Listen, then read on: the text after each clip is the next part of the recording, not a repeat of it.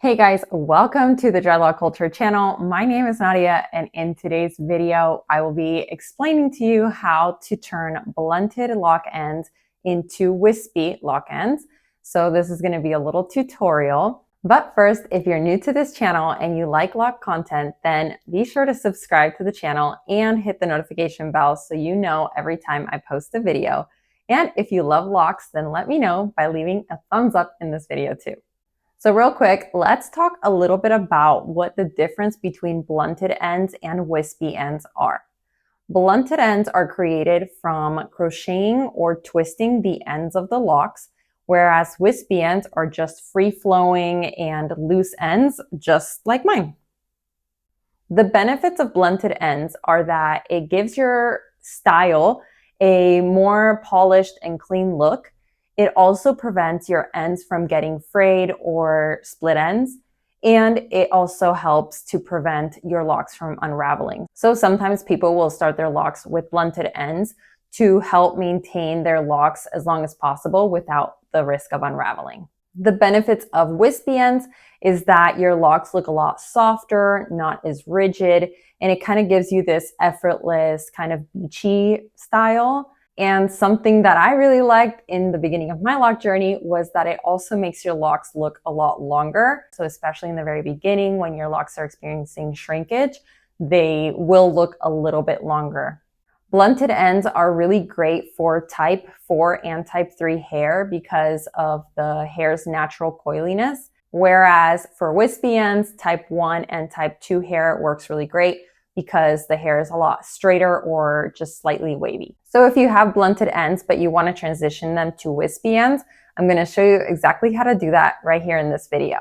But first, we need to get a few ingredients. You're going to need a crochet hook, a pair of scissors, a comb, 2 bowls or 1 bowl and a sink if you're doing this in the bathroom, water, conditioner, apple cider vinegar, and carrier oil. I'm choosing to do mine with castor oil today, but you can use castor oil, almond oil, or argan oil, or even a combination of 2 or 3 of those. So for the first step, we're going to start off by cutting the lock.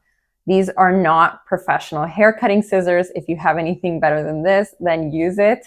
I'm using what I have because I'm actually not even home right now, so I have very limited tools to work with. But if you can, you want to be using something that's better quality than this. In one lock, we're going to cut it in an angle, and the other lock, I'm going to cut it straight, and we're going to see if it makes any difference. So after you cut your lock, now we're going to comb as much of the section as you like, whether it be a few centimeters or an inch or 2.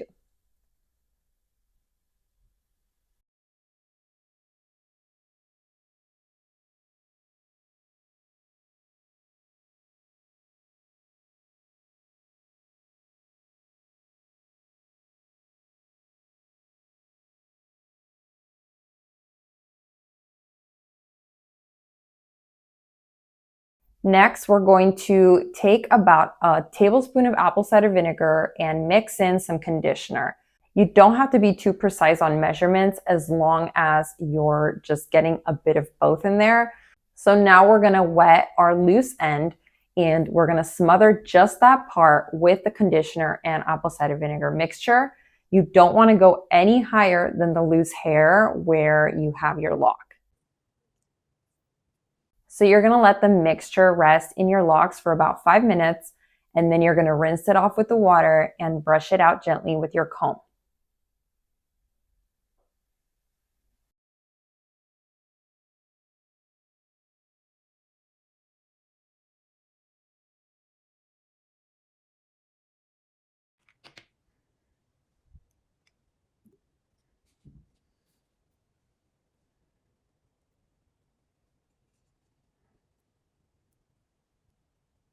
And then finally, we're going to let it air dry.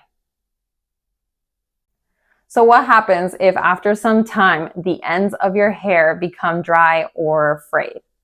Well, there's a couple of things that you can try. The first thing is to condition them after you've washed your hair. So you can either just condition them in the shower. Again, don't get the conditioner into your locks themselves. Just use it in the tips of the locks. And you can wash it off after you wash your locks. The second thing you can do is to use a leave-in conditioner. And so again, after you washed your locks, then you can follow up just the ends with a leave-in conditioner and then just leave it on your hair. You don't have to wash it off. And the other thing you can do, which is what I do personally, is occasionally, maybe about once a month, or sometimes I go every 2 months, I put a little bit of castor oil on the ends of my locks. And I do this while my hair is still damp after I've washed it. And so the castor oil just kind of rehydrates.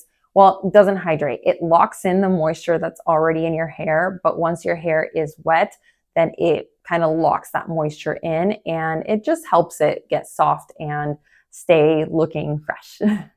Oh, and one more thing you can do is you can try a deep conditioning treatment.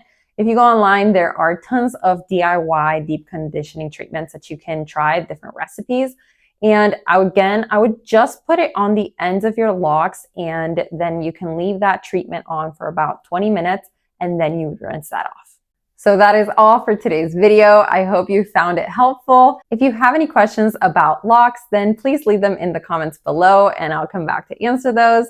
And if you haven't yet subscribed to the channel, then go ahead, subscribe, and ring the notification bell so then you get notified when I make new videos. I post new videos every week, so I will see you next weekend. And until then, keep rocking your locks. Bye!